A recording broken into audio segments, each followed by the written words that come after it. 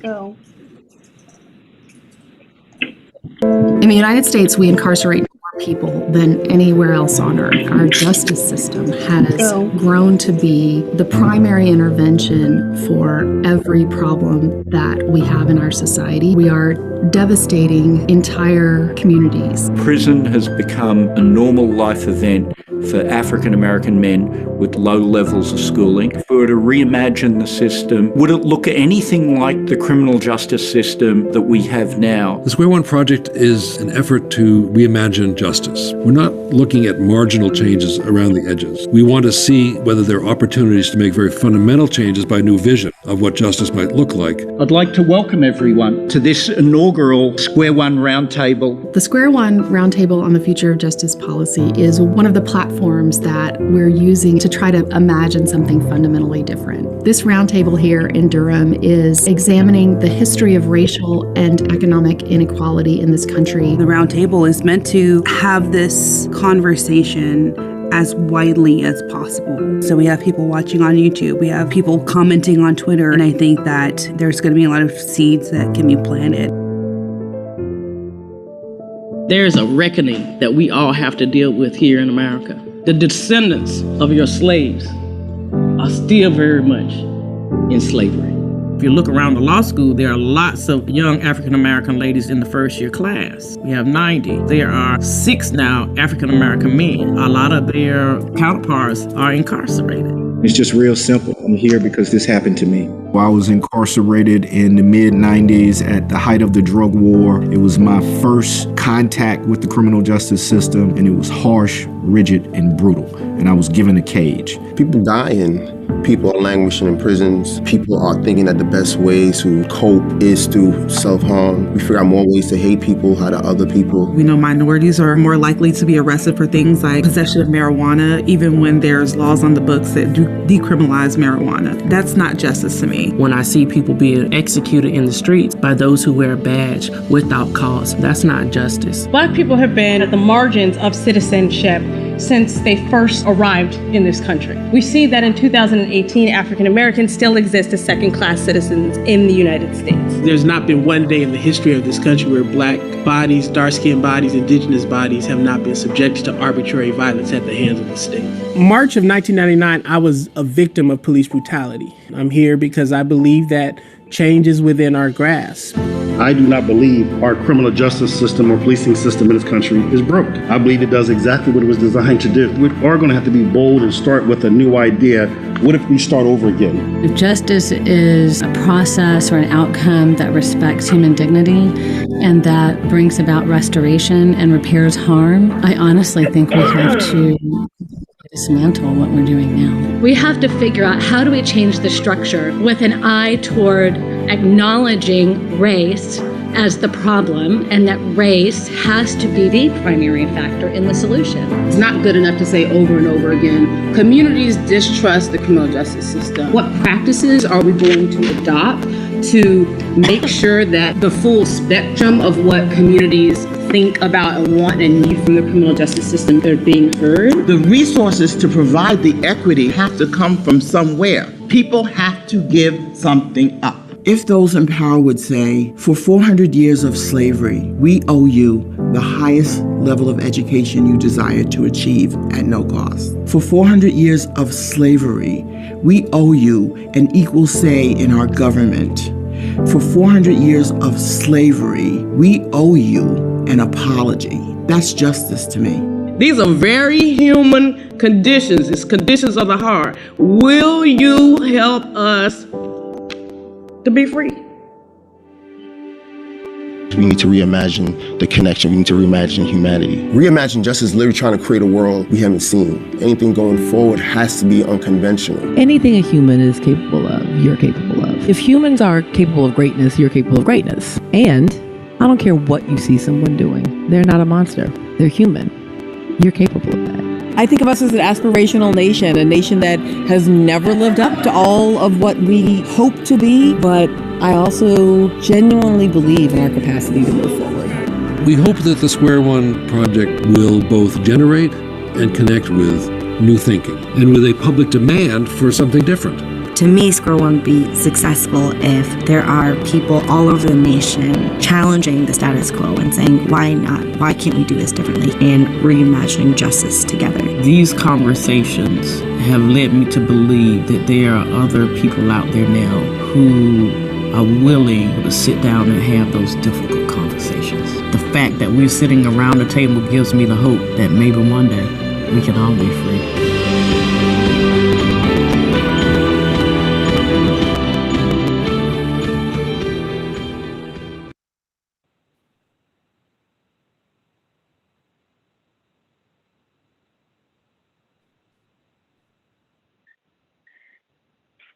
Thank you so much, Suki. Good afternoon, everyone. It's so nice to see all the faces around the Zoom screen here. My name is Katherine Huffman. I'm the Executive Director of the Square One Project at Columbia University's Justice Lab, and it is my great pleasure to welcome all of you all to the 5th and final convening of the Square One Roundtable. Once again, we find ourselves gathering virtually, and we really appreciate your commitment to this virtual multi-day, multi-week format. We wanted to launch this roundtable with that look back at our first convening, and despite a little bit of technology glitch, I hope folks were able to think back and remember that for those of you who were there, and to be reminded of some of those themes that all of you have been a part of helping us develop over the last 2.5 years through the Square One executive session and the other convenings of the roundtable. There's been a sustained sense of purpose and urgency at our convenings that has stemmed a lot from the work that happened at that first roundtable, to the deep personal commitment to the work, the willingness that people brought to be candid, to be exploratory, to be generative, and to do this around a very diverse table in an effort to propel this narrative forward and really engage on some of these hardest and deepest questions about justice transformation, informed by all of us across a whole range of experiences and disciplines. And it's been amazing to sit with you all at these tables and to be a part of this work taking place. So for this final roundtable, as you look around this virtual room, you'll see that this is a little bit of a family reunion for Square One. We have about 6 or 7 participants from each of our previous 4 roundtables, as well as a few members of the Square One executive session who may be new to the roundtable but are not new to Square One. So in a sense, these are our family members who've gathered for a reunion, and we wanted to do that so that we could really tap into this conversation that we've been having for such a long period of time and bring those different perspectives and experiences together as we dig on this final topic of the values of the future of justice. So to get us all oriented about where we are in this work, I'm going to give a really quick overview, sort of the 10,000-foot view of the Square One project. For most of you on the screen, our participants, this is going to sound familiar, but for those who are joining us virtually, some of this may be new. So the Square One project is a multi-year commitment of the Columbia University Justice Lab, and we've been focusing over that period of time on conducting a foundational reevaluation of justice policy in this country. We're driven by the growing consensus that our incarceration-focused policies are fundamentally flawed and that we must really fully reimagine how we think about justice. Square One aims to play a role in incubating new thinking about our response to crime, violence, poverty, and racism. We seek to uplift work from the very local to the national in order to learn about and promote more effective ideas and strategies. And we seek to contribute to a new narrative of justice in America.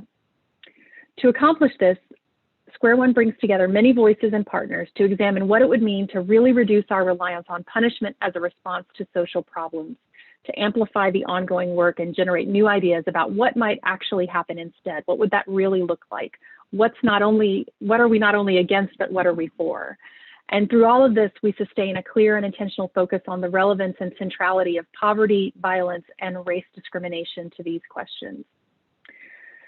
The work of the project and our many partners is broadly shared and promoted in order to elevate these new ideas and provide tools to interested community leaders and policymakers and engage others in leading these efforts. Over this past 2.5 years, and I'm about to name some things that the folks on this screen have been a big part of, we've had over 150 roundtable and executive session participants who've joined us for our different events in the roundtables and executive session. We've had more than 30 convenings. We've participated in conference panels and events, including young adult vision setting programs, student paper competitions, keynote addresses, and Justice is the Next Normal town halls. We've produced over 65 roundtable and executive session short and long form pieces written by our Square One colleagues, many of whom are at this roundtable. And there are more to come on that front as well. And you've also heard us amplify all of this work, all of your work on podcasts. You've read about it in articles and op-eds, and you've engaged with our narrative change mission on social media. We just really thank all of you for that and the many others who have been a part of this work. I'd like to acknowledge the support that we have for this roundtable from the Flowers Foundation. We're very grateful to the Flowers Foundation for their support. And I'm going to quickly introduce our team here at Square One. Many of you all already know the folks that I'm about to mention, but I want to just introduce and thank them. First of all, Jeremy Travis and Bruce Western, who are the co-founders of Square One. I bring a special greeting from Jeremy, who is actually, for personal reasons, has been pulled away unexpectedly this evening, but he will be rejoining us as soon as possible, possibly even later this evening. So we'll look forward to having him here as well. And then, of course, Bruce Western, our other co-founder. Huge thanks. The biggest thanks goes to Suki McMahon, the manager of our roundtable, Suki, whom all of you have been in extensive contact with recently, and to whom we owe both the vision and the execution of this roundtable, as well as all the others. So huge thanks to Suki. Our other staff at Square One, Anamike Dwivedi, Evie Lopu, and Madison Dawkins, have been part of all the planning as well. And we also want to send out a thanks to our Rabin Group communications team, Stephen Fisher, Courtney Holdsworth, Carolyn Pruitt, Judy Alterado, and Clark Williams, and to our incredible videographers at Media Tank, Michael Kleiman, Jesse Brown, and Naima Jabali Nash. While I'm mentioning Media Tank will be producing highlight videos and social media videos from this roundtable. This is why, for our participants, we ask that you please keep your video on throughout the roundtable as much as possible. You can, of course, mute yourself as needed, but we hope you'll try to keep your video on. And then we will, some of them will also be approaching you for quick informal interviews at other points too, if that hasn't already happened. Last thanks goes to Latrice Porter from On the Record Reporters, who is with us at our fourth roundtable. On the Record Reporters is helping us record and transcribe everything that's said in these public roundtables. These transcripts will be available after the event. It's helpful to our writers who may use the transcripts as they revise their papers based on our discussion. And of course, they're available to anyone who wants to review and reflect on what was said here. So with that, I am very pleased to hand off for a moment to Bruce Western, who will give us a little bit of a collective sense of where we are in the arc of the Roundtable's work and what the task before us is here today and over the next couple of weeks. Bruce, I'll hand it over to you. Great, thanks, Katherine. And it's just so wonderful to see everyone. It's hard for me to put into words how great it is to participate in our community. I should say too, in Katherine's thanks to the various participants, of course, she doesn't get an opportunity to acknowledge her own contribution. So I want to do that.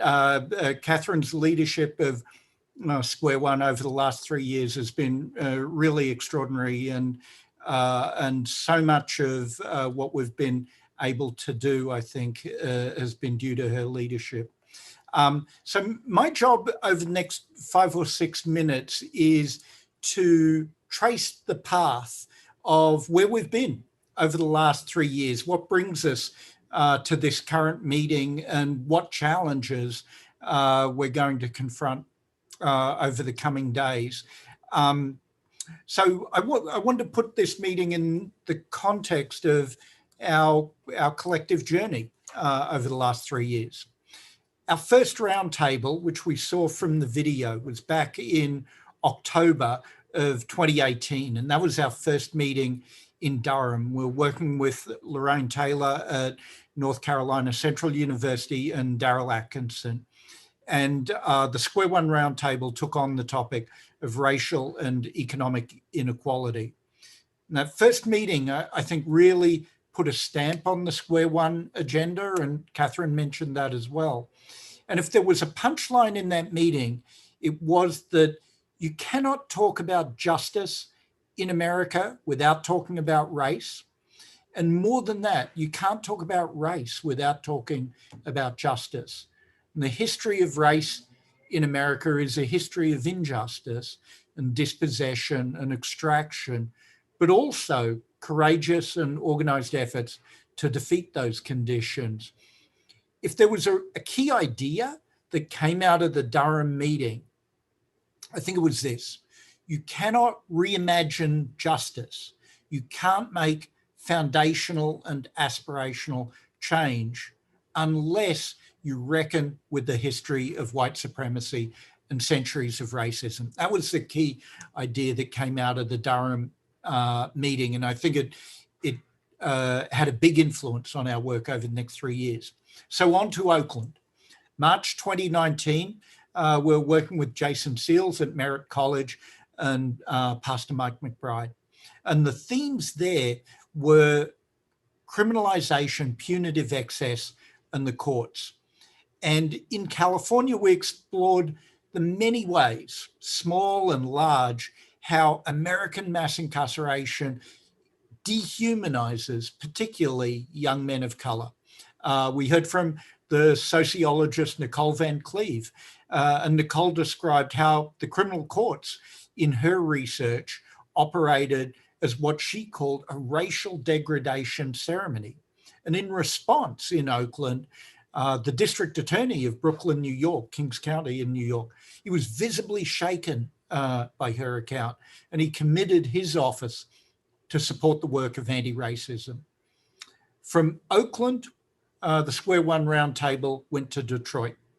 This was October 2019, where we partnered with Barbara Jones at Wayne State University and Amanda Alexander. And here the topic was violence. And this included the interpersonal violence that can unfold disproportionately in communities that are confronting disinvestment and impoverishment. And it also includes the state violence of policing and incarceration. Like the earlier meetings, Detroit provided a really rich and at times very challenging discussion. We talked about the harm that crime and poverty researchers had inflicted on communities that were often treated as objects of study and experimentation, rather than as neighborhoods and families that were bound together by human connections of place and kin. We also talked very frankly about whether public policy, whether governments could play a good faith part in promoting thriving communities. Paul Butler spoke up for the progressive role of public policy. Ray Winan spoke forcefully for community power and was skeptical about the role of government. Perhaps the relationship between government and community is so corroded by disappointment and trust, Ray Winans argued, that communities are better off trying to go it alone. Our next destination after Detroit was to be Austin, and that was to be in March of 2020. But of course, COVID was tearing through the country, and it was most ferocious in the areas that have been struggling hardest for justice. We met virtually in the summer of 2020 to talk about the social contract and the web of mutual obligation that connects state to society. The great theme that emerged in that summer, 2020, and this was amid the party conventions in the heat of a presidential campaign, the great theme that emerged out of that roundtable was democracy. Although we had been talking around the topic of democracy for 2 years, Danielle Allen traced the failure of justice squarely to the failure of democracy in America, which had always been incomplete and contested. Until all citizens have a voice, we're bound together by, and Until all citizens have a voice and until we're bound together by a sense of our shared humanity, there can be no justice. So this brings us to our final meeting. And our theme over the coming days is values. A discussion of values and a clear statement of the values that we esteem now seems indispensable for reimagining justice. Our values help the project of justice in three ways. This is why I think the values discussion is important.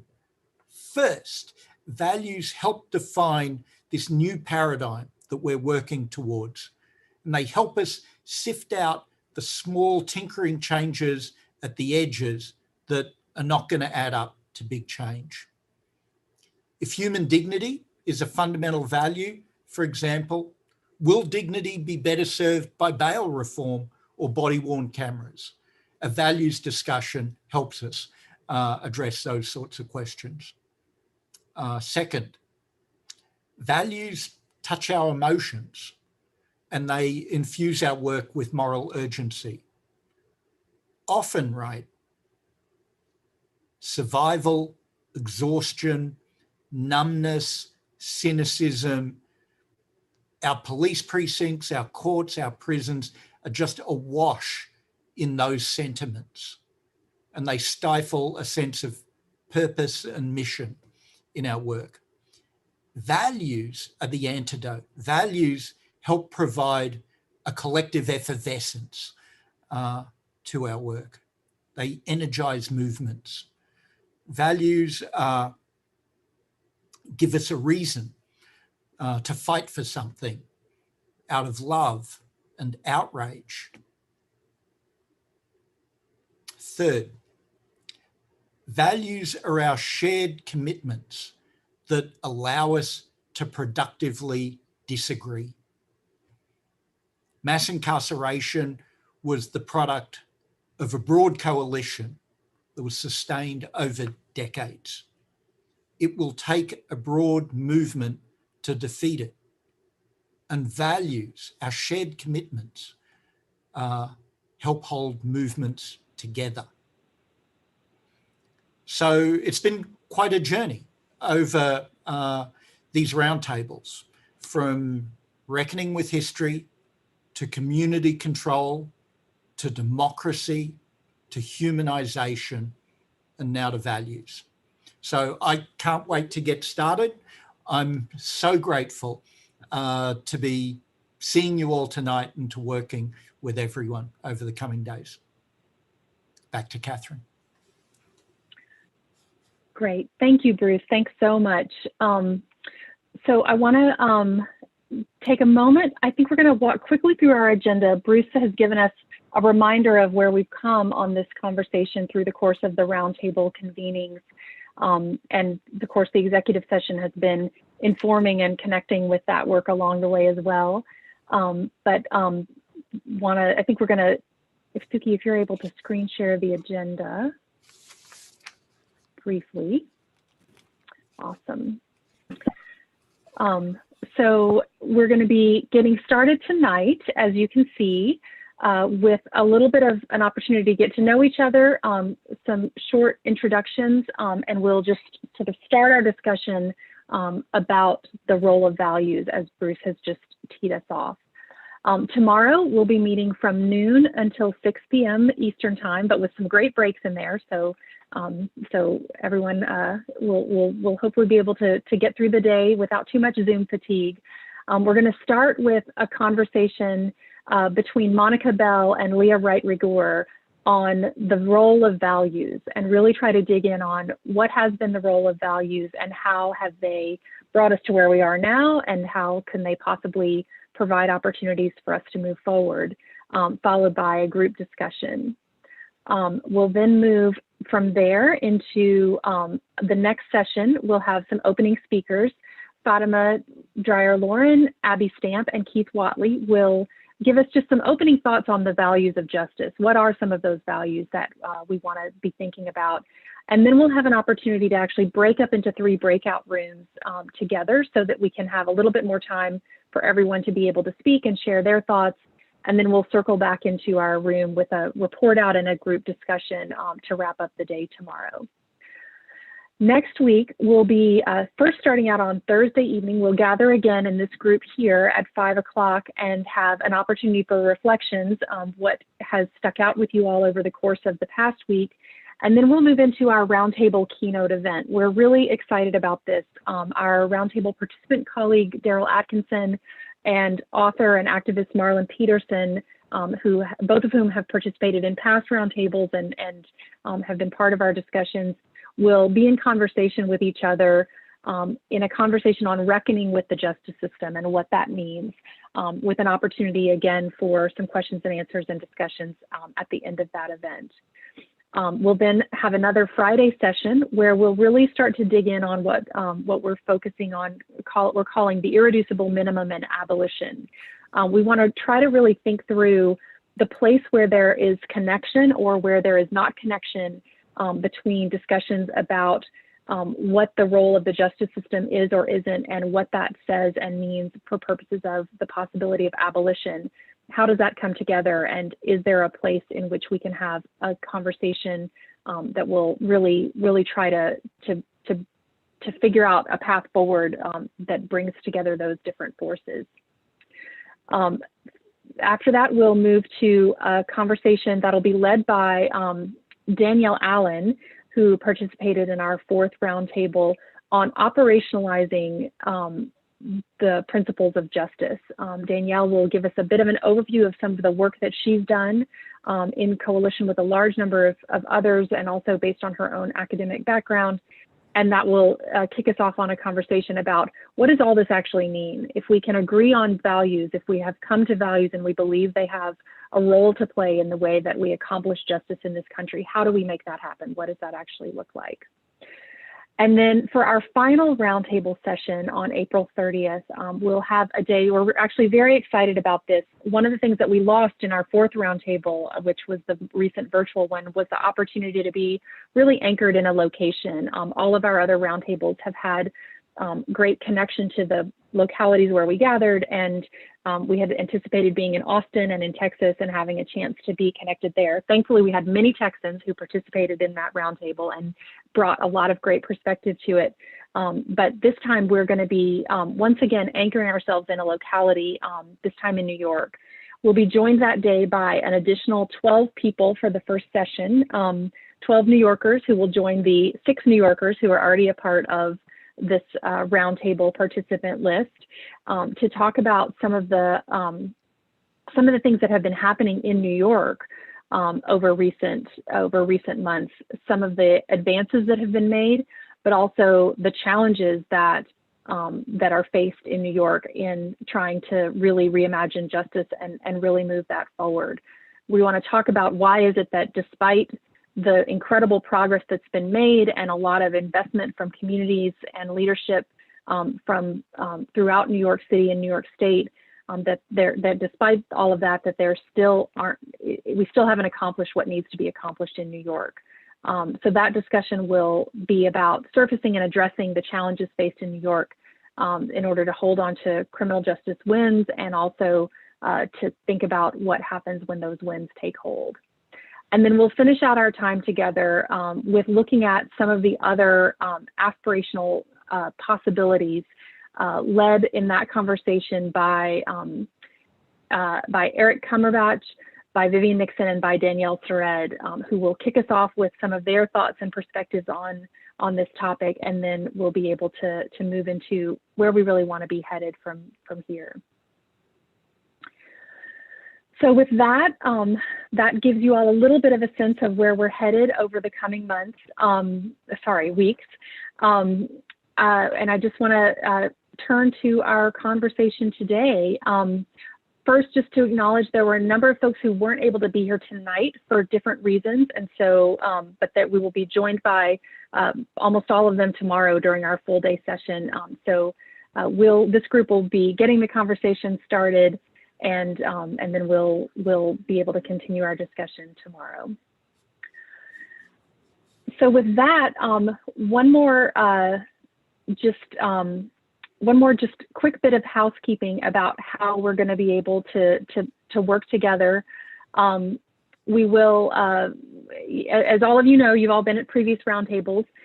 We'll be participating in what we hope will be a very informal and engaged conversation, and we encourage people to be ready to jump in at any point. We're going to use the raise hand function on the participant buttons down below. So I'll be keeping track, and Suki will be helping me keep track of the queue so that we can bring people in, and you'll have an opportunity to speak and to respond to each other's comments and that kind of thing. As Jeremy calls it, we will certainly still have the insistent wave option for folks.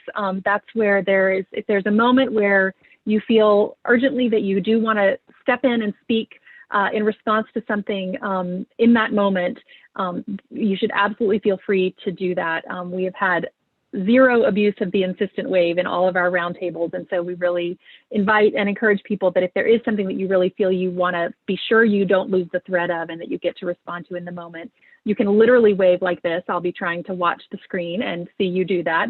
And also feel free to shoot me a little chat just directly to say, can I get in here? And I will also be doing my best to keep my eye on that as well. But that will be the exception to the queue, and we'll certainly honor the insistent wave when folks need that to come up.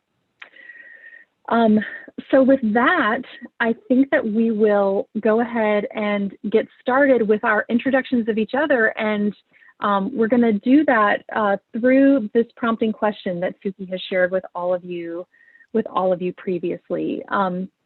Over the past 3 years that the Square One Project has been active and up and running, it feels that almost that our history in the United States has been compressed and very fast-paced regarding questions around justice and around race.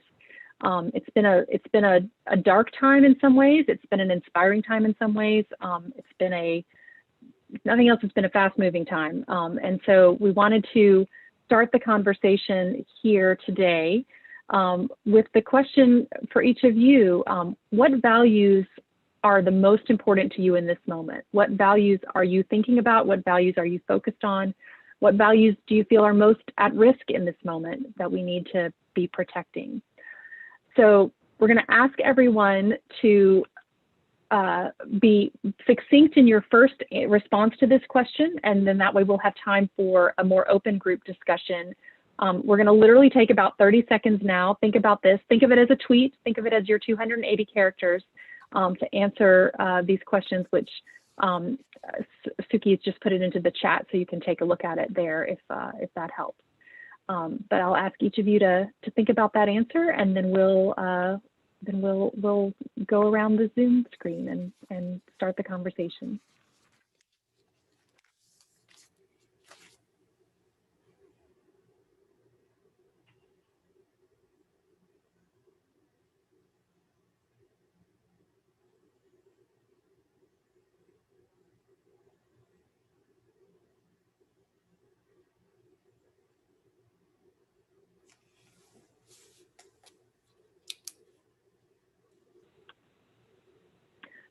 All right.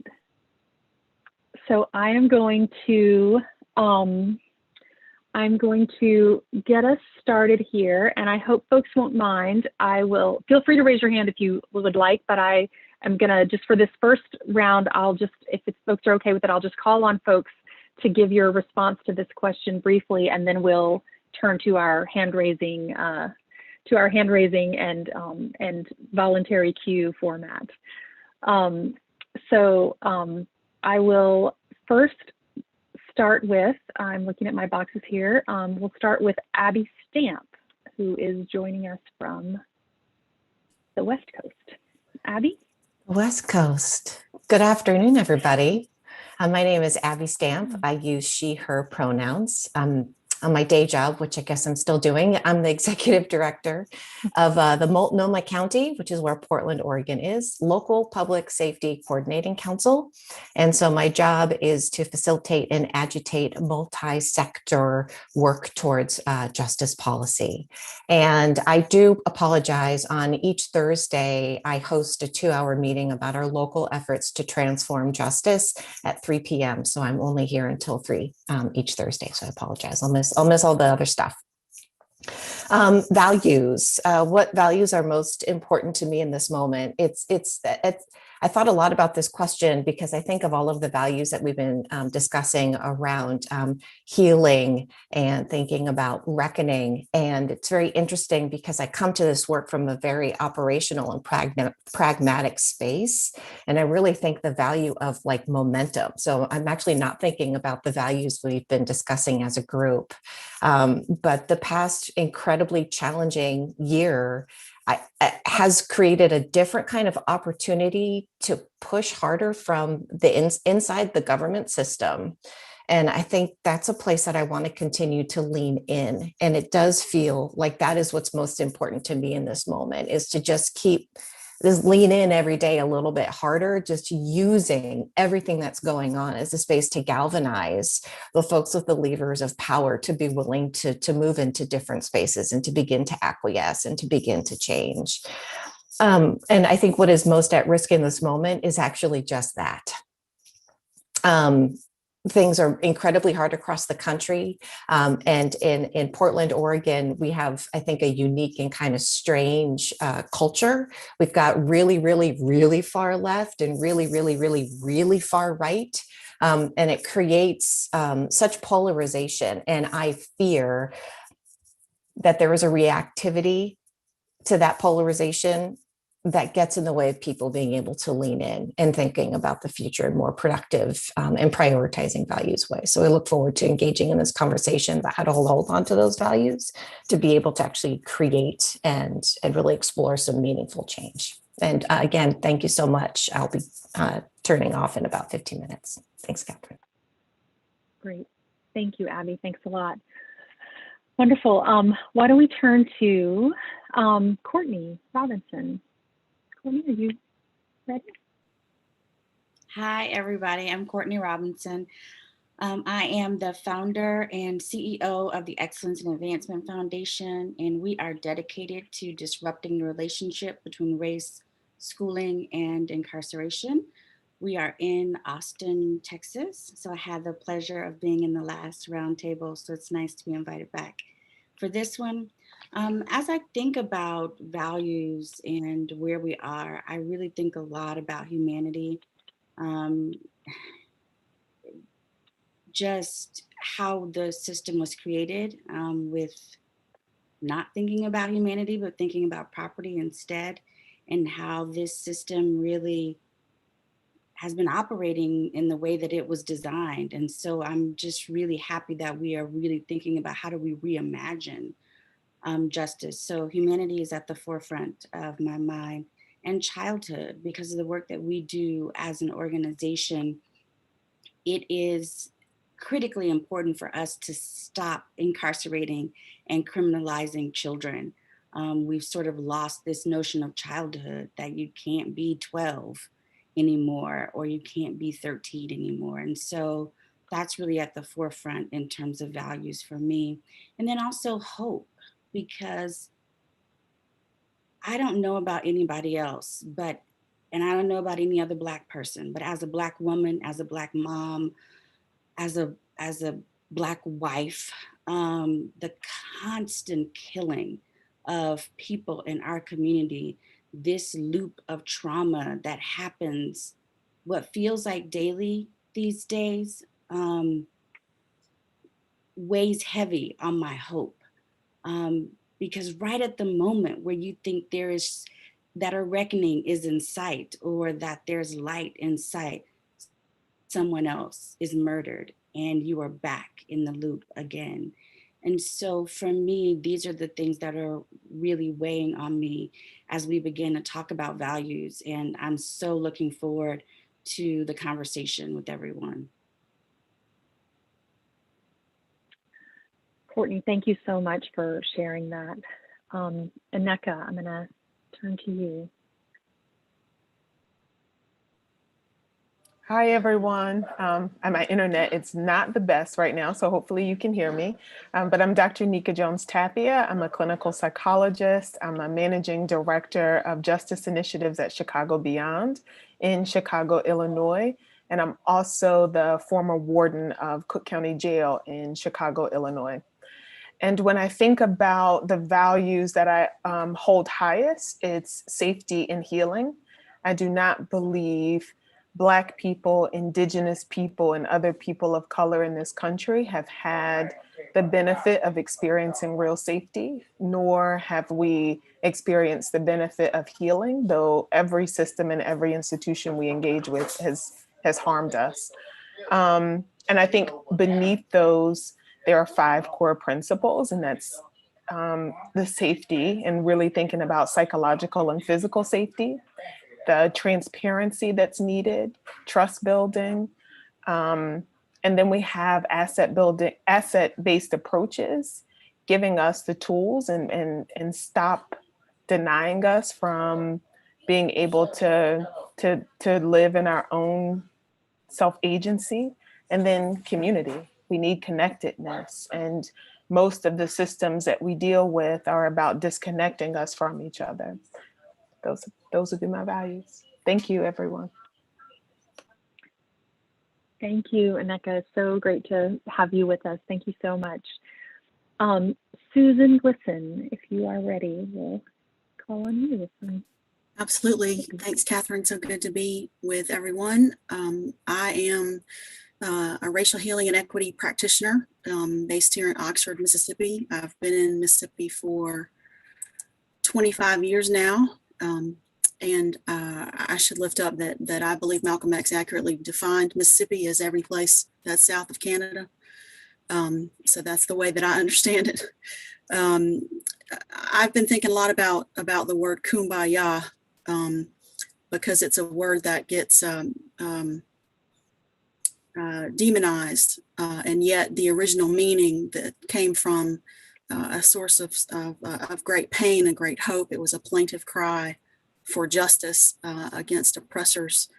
Come by here, Lord, and it got taken over by the right as a way to diminish the value and the power of love. And so for me, the values that animate justice and would get us to a new paradigm, would get us to a place of wholeness, are the values that I think animate the original meaning of that word, which is truth-telling, which is acknowledgement of suffering and injustice, which is the recognition of our common humanity and demands for dignity and equality, beloved community. And for me, you can't go wrong with Dr. King. He said that power without love is reckless and abusive, and love without power is sentimental and anemic. Power at its best is love implementing the demands of justice, and justice at its best is power correcting everything that stands against love. And that's what it involves for me. Susan, thank you so much. We'll turn now to Eric Bringswhite. Eric? Greetings. Greetings, relatives. Appreciate the opportunity to share the circle and the struggle with y'all. For me, here in South Dakota, my value, I guess, is just continuity. It's for generations now, our people have been handed the proverbial shovel and told to dig up our history and our wellness and our healing, and then when the funding or the box gets checked, the shovel is removed and we're told to stop digging, and we have all this trauma that's we've unearthed, and we didn't get the opportunity to transition through it. So we've been at crisis levels, even with, you know, contemporary issues of incarceration and, you know, how we're policed. And so for me, it's just continuity, just having the opportunity to continue with great people like yourselves, people who understand, people who know that there is a struggle and it's impacting and affecting generations. And it's not strengthening America. And if we were going to talk about safety and how to, and justice, then we're leaving out whole demographics in that meaningful discussion. And by leaving out those demographics, we're missing, you know, very important and meaningful solutions that could really, so if we're leaving out whole demographics in this discussion, we could always do better, right? But just by simply continuing our efforts to include more folks into the discussion. So with that, I appreciate, you know, the opportunity to sit and listen and learn. Wopila. Thank you, Eric. Thank you so much. Fatima, we'll hand over to you. Hello, everyone. Fatima Loren Dreyer, Executive Director of the Health Alliance for Violence Intervention. I'm over, you know, on the health and healthcare side. I'm a trauma therapist by training. And you know, I'm going to share very, you know, honestly that just felt so rocked, and I'm feeling it very deeply in my body, the trauma. So I want to just own that. That's here. That's what's going on over here.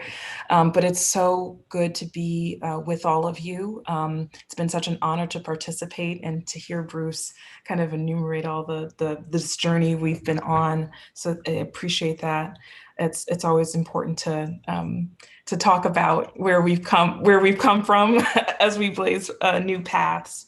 So some of the values, you know, I've had a lot of conversations in kind of our respective kind of communities about values, and humanity continues to come up. And I always think, you know, what's powerful about values is that they're actually quite simple, but there's so much complexity to them. And it is the humanity, I think, is important to name. Someone else said it earlier, humanity over property, and not only of, like, you know, objects property, but as a Black woman who is descendants of enslaved people who were considered property, humanity, like our bodies are human, right? The shift of our country recognizing, actually quite like reading us as human. And when we look at some of the studies about kind of empathy and how people are wired to see one another, the beliefs about Black pain and what we can experience, our very bodies need to be seen and witnessed for the humanity, for the pain, the trauma, the healing, and the capacity for transformation, not only of ourselves or our communities, but society itself. That we in our humanity, in seeing our humanity, we have the capacity to transform society itself. Thank you. Thank you, Fatima. Thank you so much. Donna, I'll turn to you. Thank you, Katherine. I just wrote down several words that came to mind. I will say some of what inspired this were probably embarrassingly like hundreds of hours of conversation on this new social media app that's like a drop-in audio app called Clubhouse, and that allows people to actually connect and dialogue in pretty strictly audio space. So it's very distinct from other platforms, and it allows you to like really cultivate a kind of connection. I think that's not possible using like more two-dimensional like Facebook or Reddit, like other kinds of social media communities. So it's been really remarkable because it's global connection. It's across a lot of different kinds of divides. So some of the things that I was thinking about in that context, by the way, I spent a lot of my time on there actually talking about immigration and also about and the immigration, deportation, and detention complex, as well as reimagining health as all policy as health policy, which is work that I do with a group called Doctors in Politics. So my words or values are inclusion, courage, curiosity, humility, redemption, and restoration. Wow, thank you. Thank you so much, Donna. John Simon, I'll turn to you.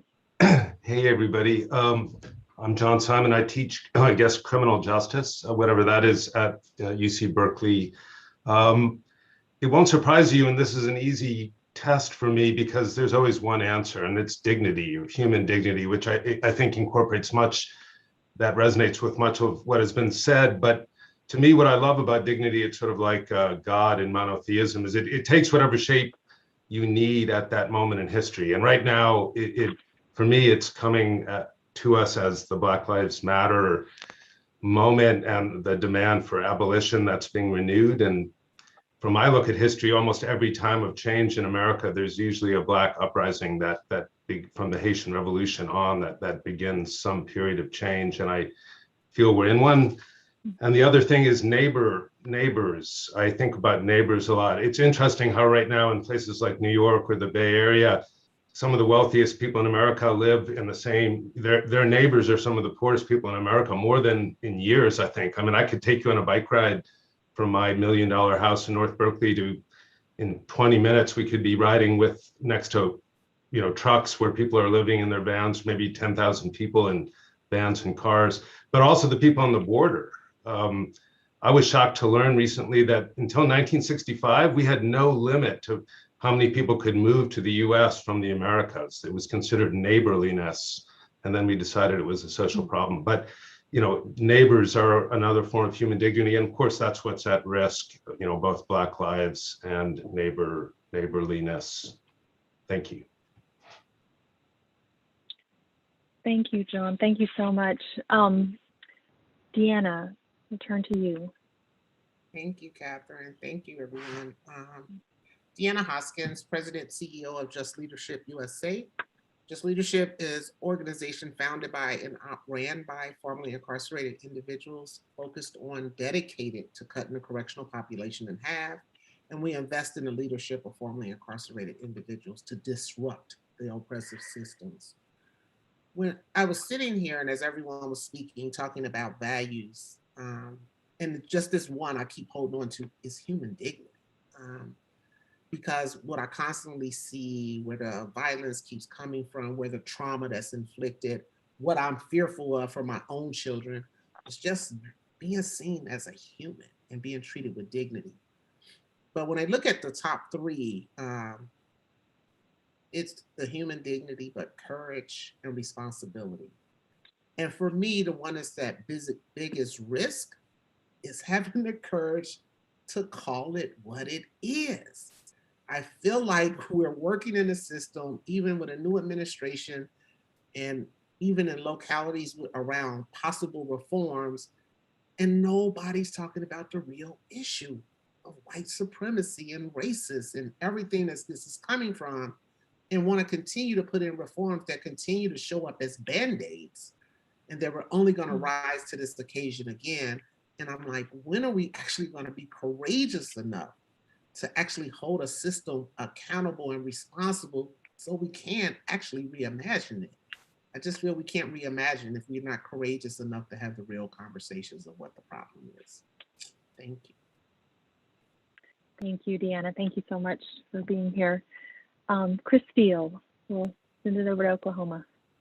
Thank you. Chris Steele from Oklahoma. I am with TEAM, the Education and Employment Ministry, which is a direct service provider for individuals involved in the criminal justice system, and with Oklahomans for Criminal Justice Reform, which is an advocacy organization dedicated to reducing our prison population, strengthening families, and making better use of our state's resources. Catherine, Bruce, thank you so much for this opportunity. Suki, thank you for your leadership in this space. I would just say that my top 3 values right now would include humility, honesty, hope. I would say that it's so fascinating to hear the perspective of others who aren't living in a very red, conservative state, because for me, I'm trying to reconcile in this moment in time when we are legitimately on the verge of making progress and taking a step forward, I believe, in racial reckoning. It feels like my state, and I love Oklahoma and do not want to give up on who we are at our best, but it feels like we're almost taking a step backwards because we're unwilling to be honest about the issues that we're facing. May not quite have or are at a place right now where we can be humble enough to confess that we've made some mistakes. But I remain hopeful because I believe that if we can also focus on community and connection and make that the priority, that could lead to growth and ultimately help us realize the importance of reimagining our current criminal justice system. Thank you, Chris. Thank you so much for sharing that and that perspective. I'm going to turn to Marcia. Hi, everybody. I just want you to know I'm burning a little bit of sage here. This is sort of our custom and the way that we introduce ourselves and, make sure that there's a sacred space for all that we speak about when we talk about our children. And I'm going to introduce myself. My name is Marcia Rincon Gallardo. Tlacapantzin is my spirit name. And I'm originally from Mexico. I come from the Tohono O'odham bloodline from my ancestors. And but I've been living here in the States for many, many years, most of my life, actually. And I currently work, I'm the executive director of the Alianza for Youth Justice, which we work towards ending incarceration for Brown youth. But I also have my consulting work that I do, a lot of my girls' work, Chicanx, Latinx girls in the youth justice system to end incarceration of girls. And so to respond to the question, I have to go with a couple of things. And one of them is this notion of decolonization and perseverance. If we don't understand this, that we've been colonized, then it's difficult for us to know that we have to decolonize. And so for our young people who don't know who they are and where they come from, that disconnectedness puts them at so much danger that in fact, by knowing who they are and where they come from, their sacredness and being connected to our peoples, then they have the fortitude, they have the protective factors to not only for their self-determination, but for also their collective responsibility to our communities and to our families. And so self-determination is not possible without knowing who you are and where you come from. So what we are at loss of is, what we not having inclusivity of voice, what my brother here, Eric, spoke about. Inclusivity of voice makes us invisible. One of our elders, Jerry Theos, speaks about statistical genocide, that we are not counted and haven't been counted for many, many, many hundreds of years. on purpose. And so without seeing us, it's just, there's like the census. If you don't see us, no resources come directly to us, and we don't have a representation at policy discussions. And so those are the things that I wanted to share. Thank you. Thank you, Marcia. Thank you so much. And thank you for sharing that ritual with us as well. That's really much appreciated. Vivian, we'll turn to you next.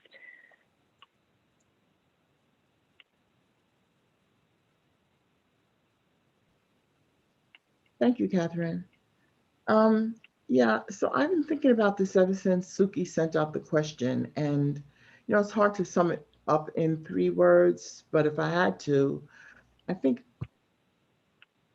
they would boil down to accountability, the opportunity and the right to pursue purpose, and the right to have joy, because all 3 of those things cannot be done independent of the cooperation of others. Accountability requires that you are accountable to others and that they are accountable to you. To fulfill one's purpose, one has to find a space in which to do what it is that they are called to do with others, and others have to allow that space for them to do that without it becoming abusive or usury or a burnout situation. And this, when I look at the indigenous people, at Black people, that kind of the use of human beings as labor for centuries on centuries, and no opportunity to pursue purpose or joy, that there's a lack of accountability there. And it, in a way, it does boil down to humanity. But to put flesh on what humanity means, I want to just expound that we say that this is what we believe, that people have the right to these things, to pursue a purpose, to have joy in their lives. And what does that mean about how we treat each other and how we're accountable to each other? So accountability, purpose, and joy would be where I land. Thank you, Vivian. Thank you so much. Next, we'll turn to Eric Cumberbatch. Thank you. Good evening, everyone. Great to see so many of you all, and really appreciative to just have the floor and the space to contribute and also learn. So very grateful and thankful to be here. Eric Cumberbatch, I'm a deputy director, one of 3 at the New York City Mayor's Office of Criminal Justice. My portfolio is more so community-based programs that focus on violence prevention without the use of law enforcement through holistic and public health and injury prevention methods, really about empowering community members to be at the forefront of designing and defining what safety looks like in their spaces. The values that stick out for me, and I respect everyone's contributions, what they've said so far, because it all resonates, and I think we all feel the same. So it is very difficult to try and drill down. But I would say human life is what sticks out to me as the number 1 core value that jumps out to me. When you value human life, we don't see the atrocities that happen day to day. And I really believe that human life is that one for me.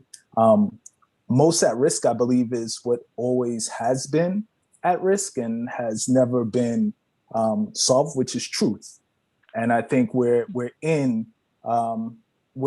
not around this round table by accident. It's because lack of truth telling, and we're here to call that out and really bring change to that. So I believe in human life, and I believe most at risk is the concept of truth and truth telling, of how we got to these spaces. Yeah, thank you, Eric. Thank you so much. So we'll turn now to Emily, if you're ready.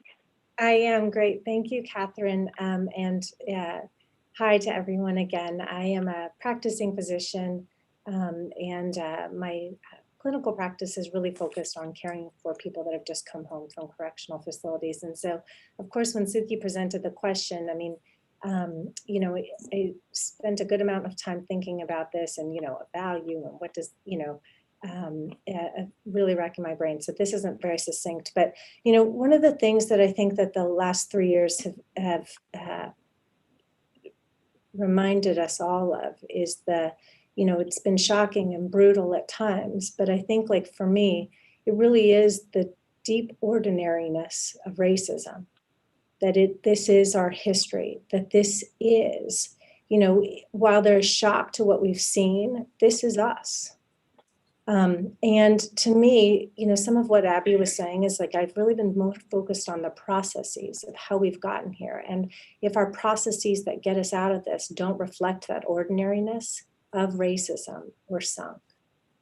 The second I would say is that, you know, the same ways that I've been thinking about processes, we have to center whatever it is that we're doing next on the experiences of those that are most at the margins.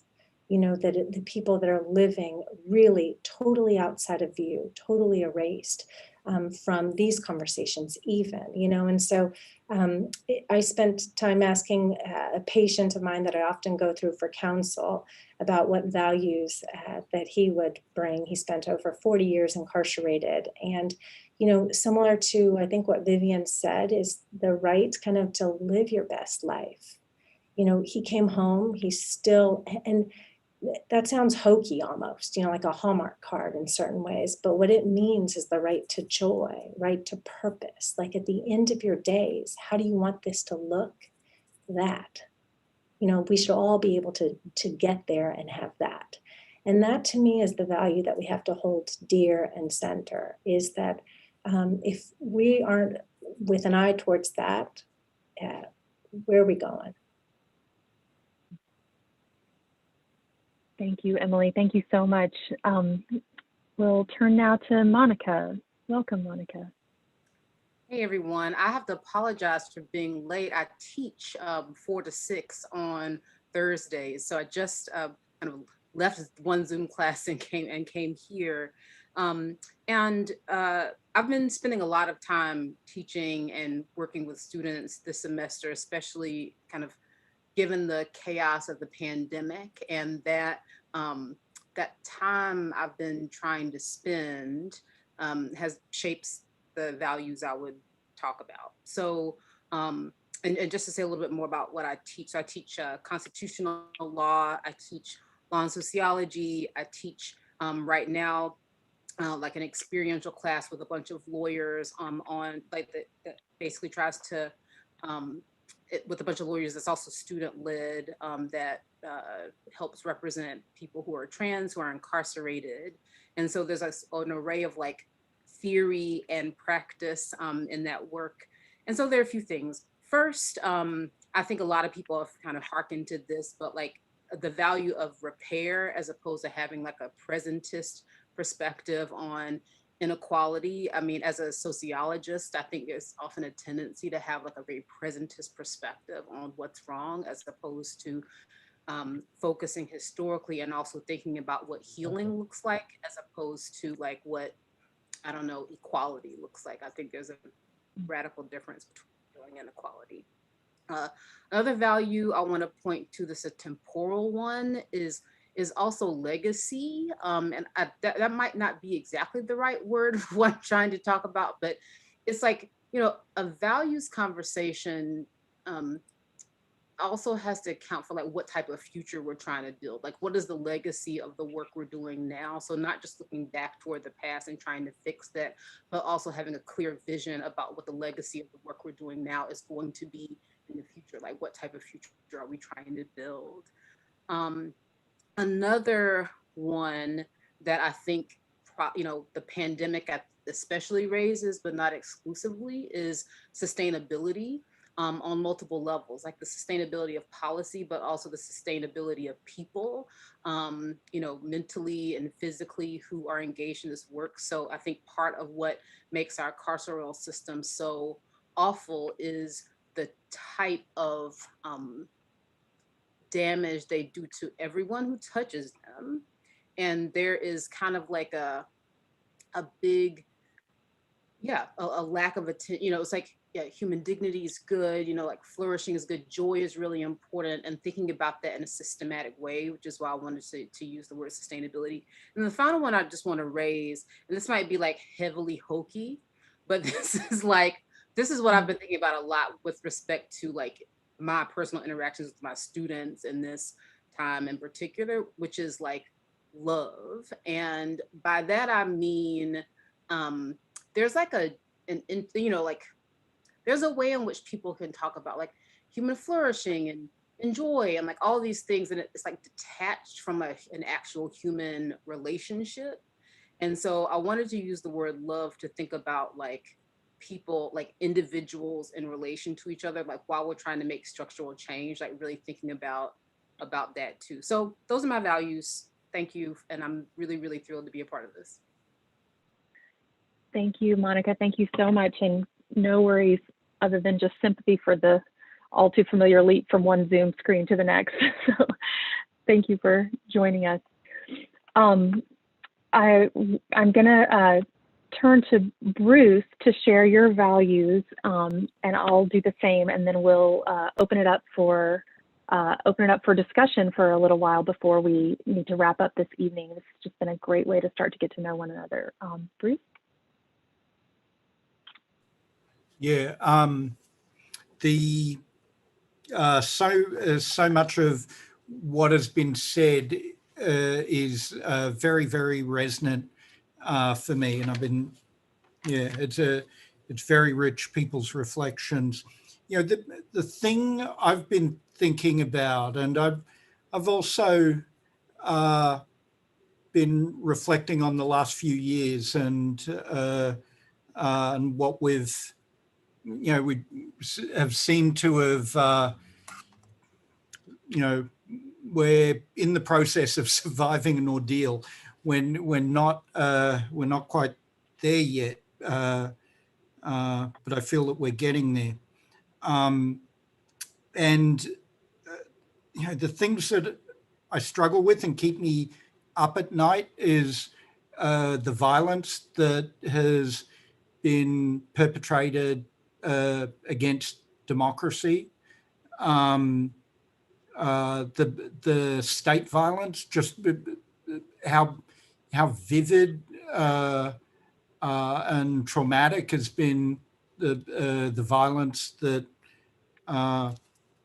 has infused the national culture, the violence of policing. I'm talking about, and we've seen real interpersonal violence this last summer. The COVID period, I think, has been such an intense and strange experience for us as a society to withstand the violence that we saw over this past summer. The increase in shootings and homicides have been a devastating part, I think, of our struggle through the pandemic. So the value that I come to in this context is peace.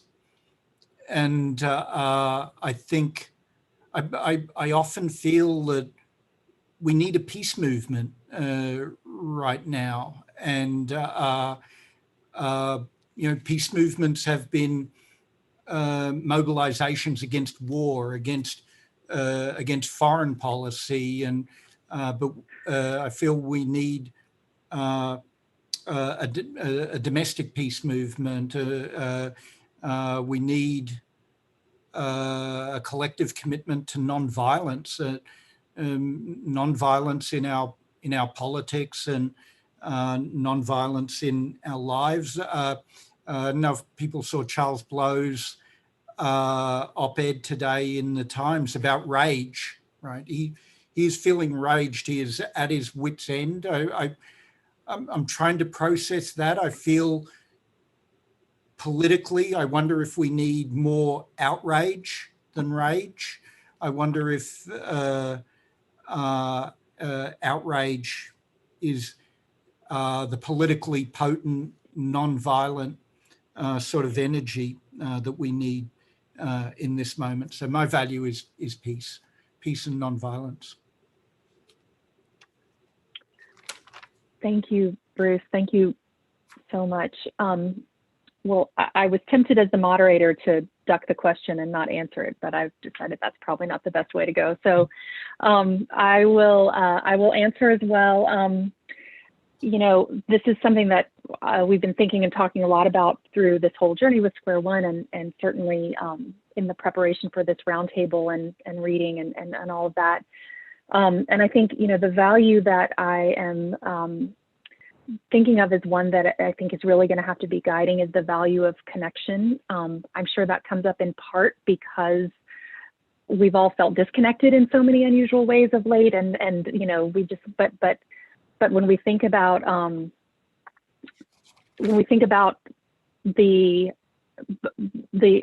ability to harm one another, that so often comes in the context of disconnection and inability to connect. That word also has an aspect of it that means inclusion, by which I mean many things, but among them the opposite of exclusion. And I feel that sort of organizing ourselves around a value of inclusion and connection is one that leads us forward, as Monica was talking about. When I think about values that I think are so much at risk in this moment, there are two things that I've kind of thought through, and they're opposites of each other, but I think they're both crucial and they're both at risk. One is the value of urgency and of immediacy and the need to move and sort of constantly feel the urgency of the things that we're grappling with. And the other is patience and the willingness to engage with a process and to engage with people over time. And those things are, I think, really crucial. I have a very wise friend who taught me years ago that when you're doing hard work, you can't skip steps. And those are words that I really try to live by. And I see that as part of what often gets us into a hard spot, or even into a brick wall if we've skipped steps. So finding a way to preserve the patience, but also preserve the urgency is something that I feel is missing a lot, and is certainly at risk as we do this work. So I want to just be 100% positive. I think I got everyone. If I didn't, please speak up now. Yes. Okay, great. So we do just want to open it up. We have about 20 minutes or so for a discussion. This is an opportunity to react to things that you've heard from each other, to put something else on the table that you meant to say, but you forgot in the moment, to just raise whatever else you'd like to raise for the group as we start our journey together this afternoon. And again, folks can feel free to raise your hand in the chat, or sorry, raise your hand on the participants list. I think everyone knows how to do that, but feel free to go ahead and raise your hand electronically, and or to exercise the insistent wave that we talked about before. I see Aneka and Donna. So Aneka, you want to go ahead, and then Donna? Sure. I think something that has stuck out to me that I heard in the video that was played in the intro, and I heard someone mention it here, that I want to underscore, but I want to push us a little further. And what was said is that we have to acknowledge this history of white supremacy in this country, and I agree with that. But I also want to push us to acknowledge the current presence of white supremacy. It's not just a history. This is what we're dealing with today and how it is embedded in every system, in every institution we come into contact with. And we see it, we're talking about it with the criminal justice system. But as we think about something new, we also have to think about how it is embedded in other systems that we engage with. Yes, thank you, Aneka. Donna, you want to go ahead? Yeah, sure. So my comment actually is on what you shared, Katherine, of your values, namely the two in kind of tension with each other about urgency and patience. So this is something I've thought about a lot because I'm also like a very process-oriented person, and that does take time. And yet I do think that, like, you know, justice delayed is justice denied, right? So like you can't take forever to address injustice. And the way I've like reconciled that, because I'm super neurotic about about incongruence in my own head, in my own values, is that inclusion actually solves that problem. Because if you're inclusive, then those decisions are made dynamically and they're made collectively. And so, you know, whatever that balance is, like how patient to be with the process and when you absolutely must act, that is something that is like adjudicated by that collective, that inclusive collective. And that's how I've like reconciled it in my own brain. So I just wanted to share that. Yeah, I love that. Thank you. Chris, you're up next, and then we'll be Vivian.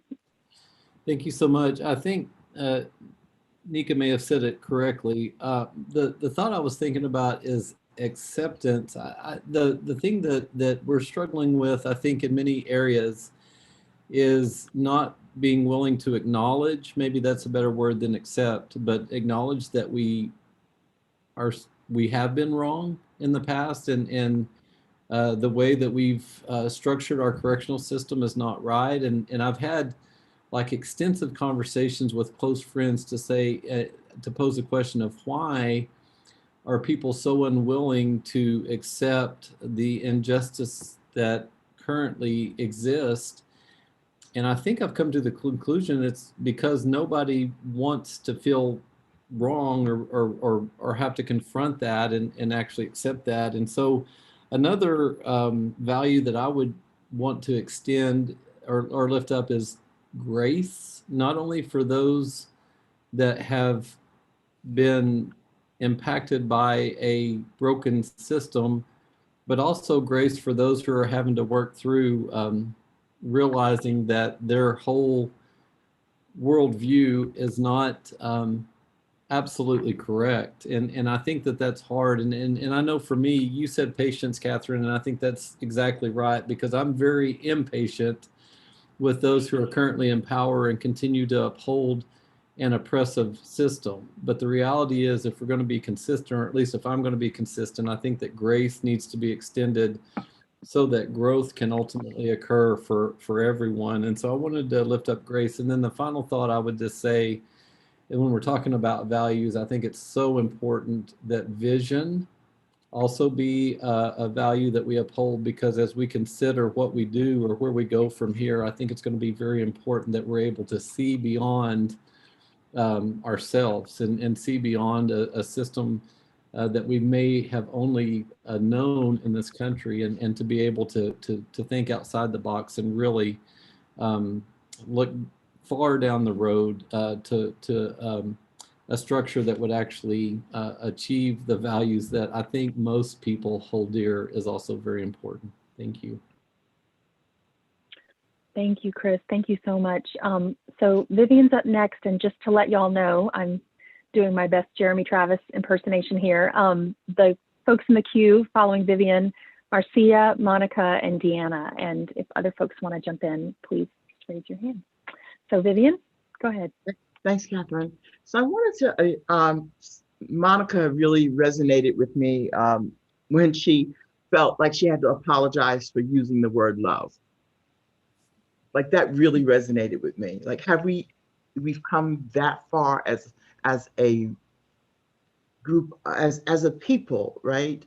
That we have to first apologize. I'm about to use the word love, but I don't mean it in this hokey way, because we have sometimes talked about love in a way that's so shallow and so insignificant. And a mentor came to my mind, who I had for years and years, and she passed away a few years ago.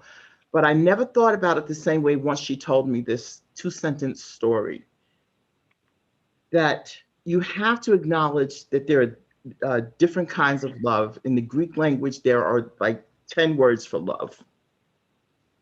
And if you think about love the same way for everything, you're going to treat human beings like they're oranges. We can look at a perfectly ripe orange and say, I love that orange.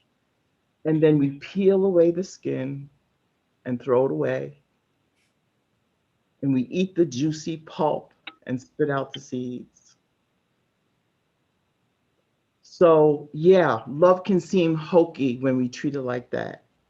But I think we need to define love for ourselves and then figure out how to execute it.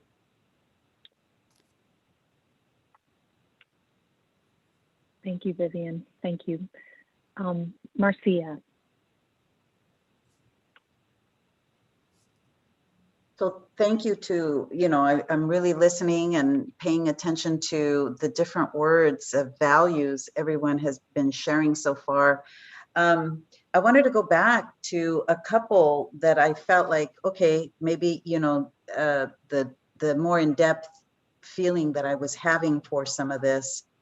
So the word inclusivity, way back when I started first doing this work, it was reform work back in the day, when JDAI and all that reform work of youth justice. And I often heard my colleagues say to us, oh, you don't have to do things, specific for Latinos because, we're doing it for all kids. And the thing was that, in fact, no, we had to be insistent that inclusivity meant inclusivity in the way in which we need to be present. So that, in fact, we use this word that's a Mayan precept called in la quech, which translated is you are my other me. And it's a philosophy, it's a way of living. Yo te cuido, tú me cuidas. I care for you, you care for me. And so the ways, these are old teachings that from our ancestors come forward. So we go back because we remember our ancestors did not use cages. We're trying to find all the, the formal ways to prove that in fact our ancestors didn't use cages, that they didn't build prisons, right? Because in fact our ancestors used other ways of correcting and or responding to when people hurt us or hurt each other or hurt our communities. And so when we think about then so inclusivity then for us means also giving the space to really do the things that we know how to do them in the ways that connect us to that lineage of ancestry. But the other piece is about reparations. Reparations, it's a word being used a lot these days. And for original people, it's the having been taken, everything from having taken the land to our language, to the genocide, and reparations, because when you think about the prison industrial complex, there's some really great work being done by a colleague of ours, Kelly Lytle Hernandez, the City of Angels, where she talks about the $1 million hoods and millions of dollars being taken from our brown and black families, right? And people wonder, well, like, why can't our families buy homes? Why can't they send their kids off to college? Why can't they have healthcare? Well, we've been sustaining the very institutions that incarcerate us. We have been building those. They've been taking that money from us in fees, in bail, in all these different ways, leaving us with nothing. Nothing, right? And so reparations, yes, I want to have a conversation about reparations. Reparations for the land taken, for our language taken, for the genocide. And you know, those are things that I think we all hold near and dear. And there's no Olympic, you know, oppression here. It's really about the oppression that has happened in such profound ways, the brutality, that there is a need for conversation to talk about reparations for all of our peoples that have been oppressed and left with nothing. So I'll stop there. Thank you, Marcia. Thank you so much. So we're going to turn to Monica and Deanna. If anyone else does want to get in the queue, please jump in, and we should have time for maybe one or two more people, and then we'll hand it over to Bruce so we can wrap up on time tonight. But Monica, over to you. Yeah, I just wanted to jump in this conversation. I guess two things. One is this conversation about inclusion. I think inclusion and inclusiveness, you know, those are really important, but just in terms of defining them, I think it's really important to think about power in that inclusiveness, because it's so easy for inclusion to become, you know, I was thinking about Keeanga-Yamahtta Taylor's Race for Profit book, like the idea of predatory inclusion. You know, and that's about housing policy, but I think, you know, there's a way in which in these, you know, criminal legal system discussion circles, it's like, well, you know, we need to have some directly affected people at the table. But like, what does it mean to be at the table if, you know, voice and decision-making power are not there? And so that I think is critical for talking about inclusion in a responsible way.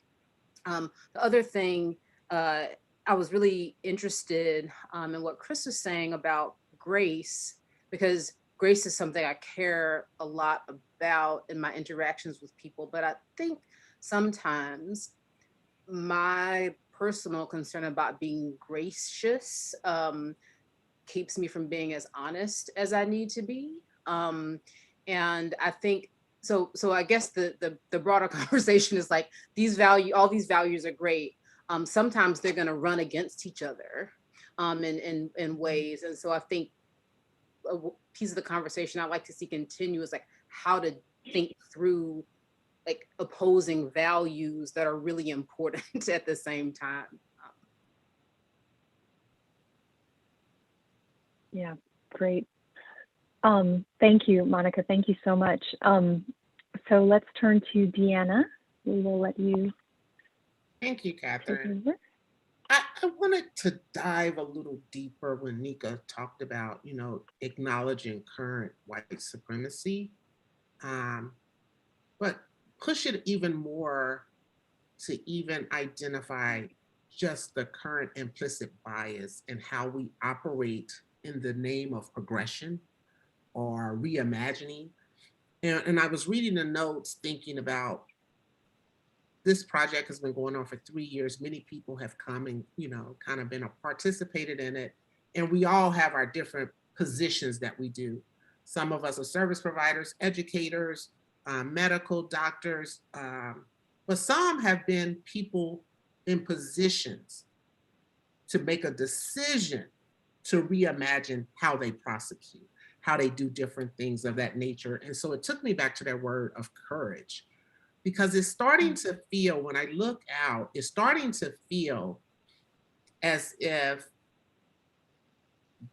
as Black people, we only make the news when there's an incident of violence with the police, right? And I'm gonna use an example, so I'm not talking in abstract. Even in the Breonna Taylor case, her boyfriend wasn't exonerated of the charges of the situation. He wasn't presumed innocent as bail should have been. It had to come. We're still having cases of this. Diamond Ford in Florida, police coming to her house, her standing her ground, being a registered gun owner. Once she acknowledged it was the police, she was able to actually come out and surrender, but still face charges of attempted murder on a law enforcement for trying to defend herself. That presumption isn't there. So I'm wondering, we come to these processes or these convenings saying we're progressive, we want to be progressive, but then go back to our respective ways and maintain the status quo, not having the courage to push the envelope to say something's different here. I want to respond different as the person in power to make this decision. And so that's where I'm asking where the courage comes in at, because I think it's easy and safe in this space to say I'm progressive.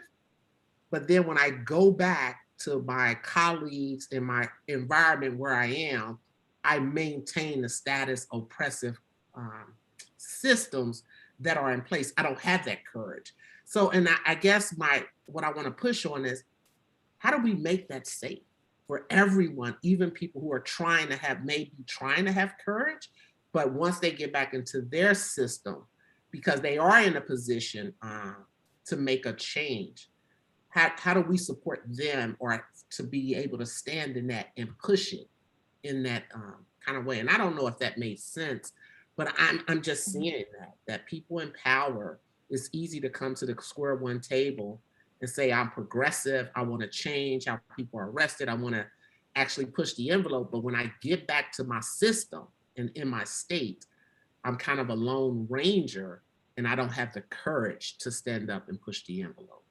But it falls on Black people in your area when that oppression is maintained. Yeah, thank you, Deanna. And I'm seeing Bruce's insistent wave. Bruce, go ahead. It's the urgent wave. I just wanted to share, like when you were speaking, Deanna, so my heart started racing a little bit, and I feel you're putting your finger on something really important, and I would love to process that as a group. I hear you saying that, and you're right, that the people around this table and who have been part of this project do occupy positions of power and influence, but maybe we're not fully living the aspirations that we share when we come around this table. And I want to understand, just for myself, right, how I can do that better. So I'd love to just process that more, and I hope we can return to that, because I think it's such an important question.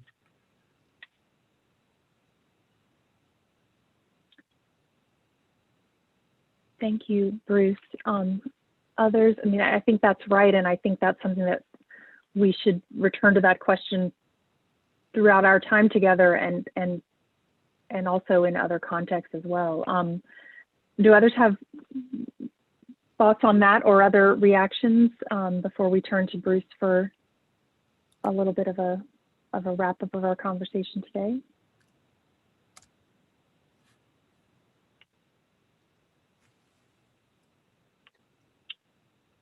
Great. Okay. Well, with that, then, Bruce, I will invite you to tell us a little bit about what you've heard today so far, and especially rising off of that question that Deanna just posed for us. Yeah. I think we're off to a flying start. We've sort of hit the ground running, and my only regret is that we're not in person, because we would then go to dinner and break some bread and have a drink and continue this conversation.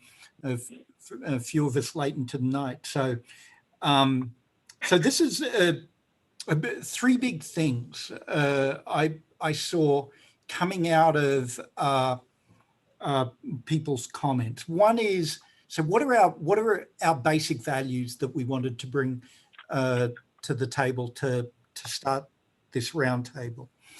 One was, in different ways, I think people were talking about connection, our connectedness to each other. We value that, and all of the failures of our prisons and policing and the courts have pulled us apart. And we're affirming a belief in our humanity, when that our shared status as people. When we talk about, Courtney used the word humanity. Donna spoke about inclusion. Monica did too. Eric talked about the intergenerational nature of connection. Love, of course, is fundamentally a relational concept. And Deanna spoke about respect, and respect too is a statement of the quality of our relationships to each other.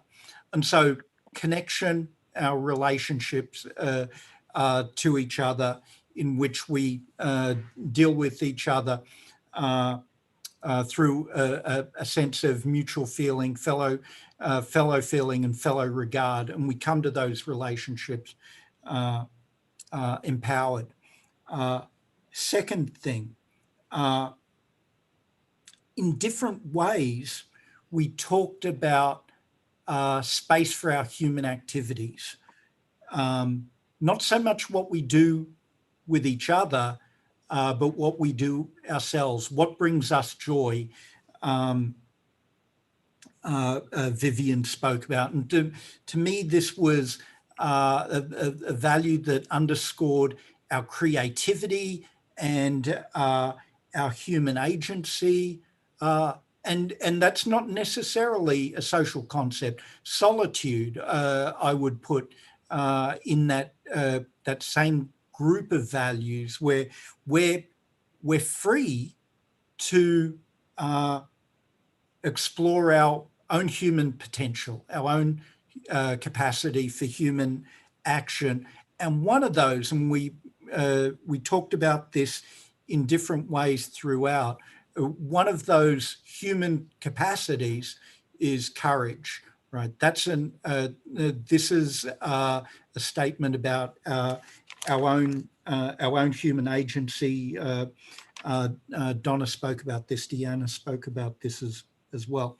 So connection, relationship to self, to relationship to others, our human potential, our capacity for joy and agency, that's our relationship to ourself. Third big theme that I picked up on was truth-telling. And truth-telling came up in a variety of ways. Chris spoke about guilt and confession, and in Oklahoma, he says, we need to confess what we have done. We need to tell the truth about our history. Eric Cumberbatch also spoke about truth. The truth-telling, I think Susan did too.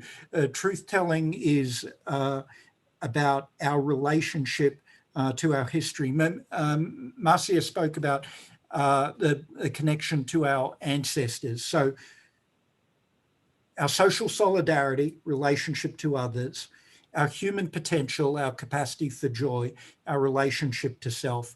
Truth-telling is our relationship to history. And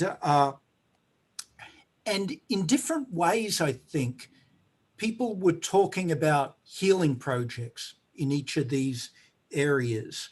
We need to heal our relationships with others, restore social solidarity.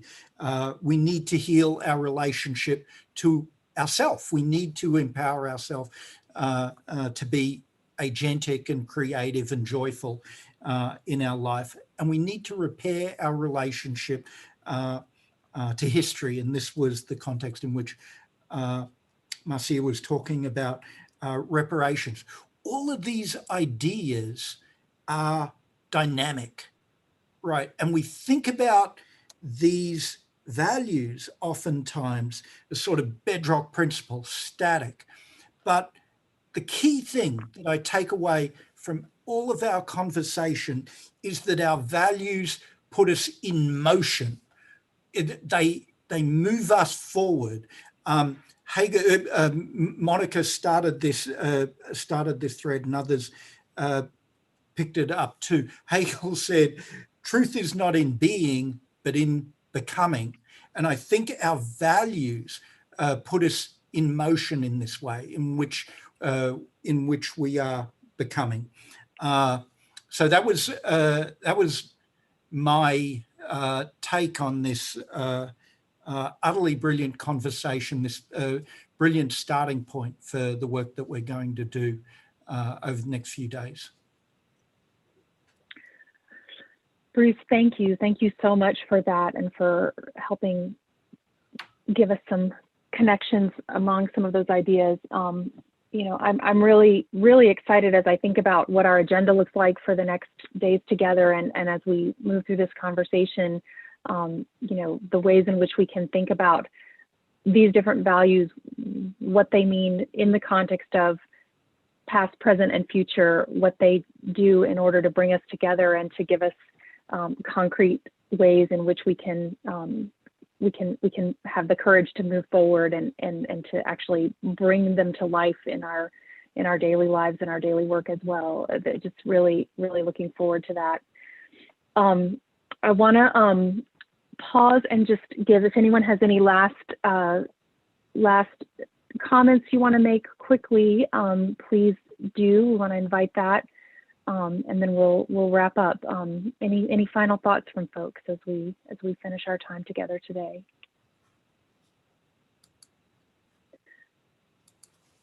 Great.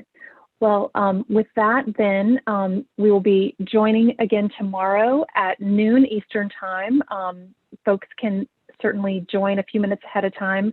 Suki and our colleague Evie will be online. If you've had any trouble with technology or anything else today, please just reach out and we're happy to help troubleshoot in any way.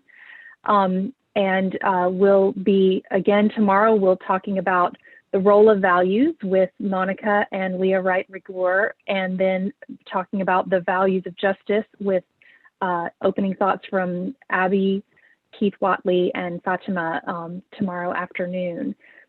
You all have the readings that Suki has sent out. Everything is available online, with the exception of there's one paper that's in your packets that's written by Monica that is pre-publication, so it's available to you all, but not yet on the website and won't be until after it's published. So just want to point that out so you can be sure to know there's one piece that shouldn't be shared, but that also isn't available on the website if that's where you're looking. So we'll look forward to the conversation tomorrow. We're going to wrap up now. If I can ask folks just to participants hang on for just 1 minute after we wrap up, just for some additional little housekeeping, we will finish up for the day. Huge thanks to all of you for the beginning of this process. Looking forward to seeing you all again tomorrow, as well as some of our other colleagues who weren't able to join today. And again, just enormous, huge thanks to Suki for her brilliant leadership and production of this entire event. It is not an overstatement to say we would not be here without Suki. So with that, thank you all so much. And